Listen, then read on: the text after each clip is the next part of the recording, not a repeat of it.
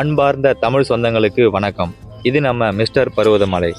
நமது இந்திய நாட்டில் நடக்கும் ஒவ்வொரு தேர்தலுக்கும் போட்டியிடுபவர்கள் தேர்தலில் போட்டியிடும் போது பணம் செலுத்த வேண்டுமா அல்லது இலவசமாக போட்டியிட முடியுமா என்பதை பற்றி இந்த காணொளியில் விரிவாக பார்ப்போம். அதற்கு முன்பாக இந்த காணொளிக்கு உங்கள் விருப்பத்தை தெரிவித்து காணொளியை தவிர்க்காமல் தொடர்ந்து பாருங்க.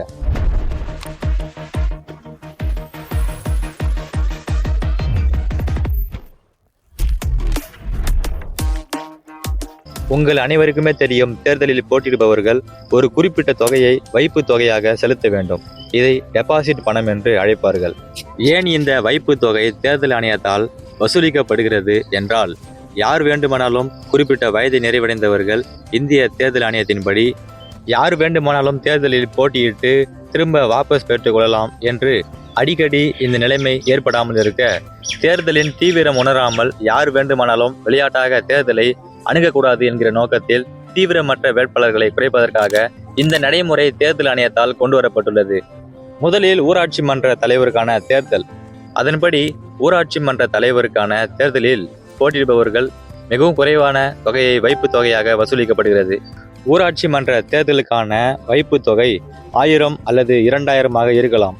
இது அந்தந்த மாநில உள்ளாட்சி தேர்தலின் விதிகளின்படி மாறுபடும். இரண்டாவதாக சட்டமன்ற தேர்தல். இதை எம்எல்ஏ எலெக்ஷன் என்று அழைப்பார்கள். இந்த சட்டமன்ற தேர்தலில் போட்டியிடும் வேட்பாளர்கள் வைப்பு தொகையாக 10,000 செலுத்த வேண்டும். மூன்றாவதாக மக்களவை அல்லது நாடாளுமன்ற தேர்தல். இதை எம்பி எலெக்ஷன் என்று அழைப்பார்கள். இந்த நாடாளுமன்ற தேர்தலில் போட்டியிடும் வேட்பாளர்கள் 25,000 வைப்பு தொகையாக செலுத்த வேண்டும்.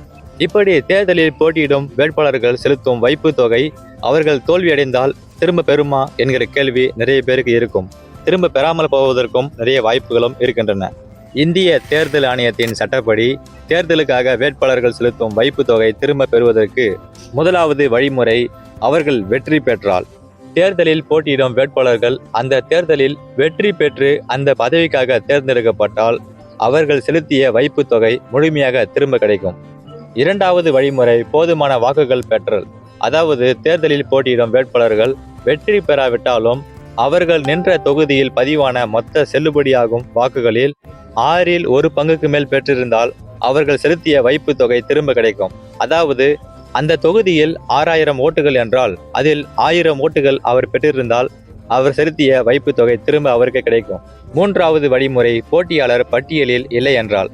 ஒவ்வொரு தேர்தலுக்கும் வேட்புமனு தாக்கல் செய்வதற்கு நாட்கள் ஒதுக்கப்படும். அந்த குறிப்பிட்ட நாட்களுக்கு பிறகு வேட்புமனு தாக்கல் நிறைவடைந்துவிடும்.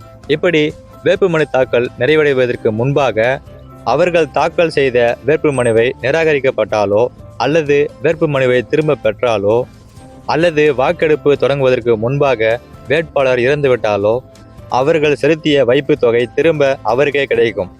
இந்த 3 விதிகளின்படிதான் இந்திய தேர்தல் ஆணையத்தில் போட்டியிடும் வேட்பாளர்கள் அவர்கள் செலுத்திய வைப்பு தொகை திரும்ப அவருக்கு கிடைக்கும். இப்படி இந்த 3 நிபந்தனைகளுக்கு அப்பாற்பட்டு தேர்தலில் வெற்றி பெறாமல் போட்டியாளர்கள் நின்ற தொகுதியில் பதிவான மொத்த செல்லுபடியாகும் வாக்குகளில் 1/6 குறைவாக பெற்றாலோ அவர்கள் செலுத்திய வைப்பு தொகை பறிமுதல் செய்யப்படும். அவர் செலுத்திய வைப்பு தொகை திரும்ப அவருக்கு கிடைக்காது. சரிங்க, நான் தேர்தலில் வெற்றி பெற்று விட்டேன் அல்லது நான் நின்ற தொகுதியில் தோத்துவிட்டாலும் தேர்தல் ஆணையத்தின் விதிமுறைகளின்படி 1/6 வாக்குகளை நான் வாங்கிவிட்டேன், எப்படி திரும்ப என்னுடைய வைப்பு தொகையை திரும்ப பெறுவது என்பதை பற்றி நீங்கள் கவலைப்பட தேவையில்லை. இதற்கென்று நீங்கள் தனிப்பட்ட முறையில் எந்த ஒரு விண்ணப்பமும் செய்ய தேவையில்லை. அதாவது தேர்தலில் போட்டியிடும் வேட்பாளர்கள் வேட்புமனு தாக்கல் செய்யும் போது தேர்தல் ஆணையம் கேட்கும் படிவத்தில் அவர்களது வங்கி கணக்கு விவரங்களை சரியாக வழங்க வேண்டும். தேர்தல் முடிவுகள் அறிவிக்கப்பட்டு பணத்தை திரும்ப பெறுவதற்கான தகுதிகள் உறுதி செய்யப்பட்டவுடன் தேர்தல் ஆணையம் திரும்ப பெறும் அலுவலர் மூலம் அவரது வங்கி கணக்குகளில் அவர் செலுத்திய வைப்பு தொகையை நேரடியாக அனுப்பி வைப்பார்கள் அல்லது காசோலையாக செக் மூலம் அவர்களுக்கு வழங்குவார்கள். பணம் திரும்ப கிடைக்கும் செயல்முறைக்கு ஒரு குறிப்பிட்ட காலக்கெடு உள்ளது. உதாரணமாக உள்ளாட்சி தேர்தலில் போட்டியிடும் வேட்பாளர்களுக்கு 3 அல்லது 4 மாதங்களுக்குள் அவர்கள் செலுத்திய முன்பணம் திரும்ப அவருக்கு கிடைத்துவிடும். இந்த காணொளியில் நாம் பார்த்த தகவல்கள் அனைத்தும் உங்களுக்கு பயனுள்ள வகையில் இருந்திருக்கும் என்று நம்புகிறேன். மேலும் பல பயனுள்ள தகவல்களை தெரிந்து கொள்ள நமது மிஸ்டர் பருவதமலை வலையொலி பக்கத்துடன் இணைந்திருங்கள். நன்றி, வணக்கம்.